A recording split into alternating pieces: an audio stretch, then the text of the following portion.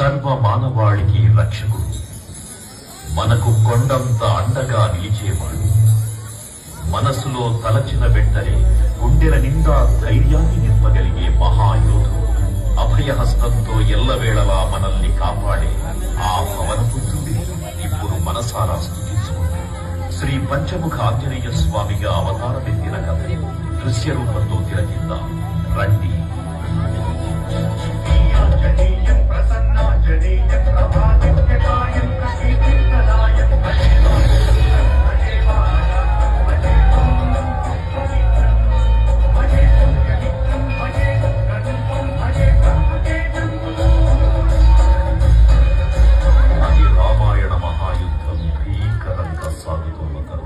శ్రీరామచంద్రుని సారథ్యంలో వానర సైన్యంతో విజృంభిస్తూ లక్ష్మణ స్వామి తనతో పోరాటం చేస్తున్న రావణుడి కుమారుడు ఇంద్రజిత్ తలని బాణంతో ఒక్క వేటుతో వేరు చేశాడు.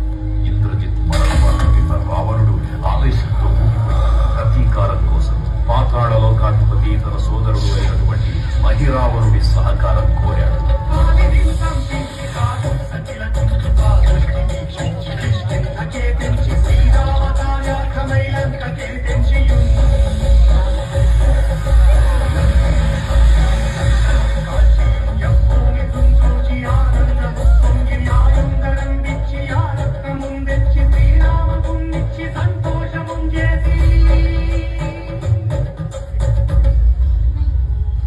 తన ప్రభువులను కాపాడుకోవడానికి వాయువేగంలో పాతాళ లోకానికి చేరుకున్న ఆంజనేయ స్వామికి సగం మొసలి సగం వానర రూపంలో ఉన్న వింత జీవి ముఖద్వారం వద్ద కాపలా కాస్తూ కనిపిస్తుంది.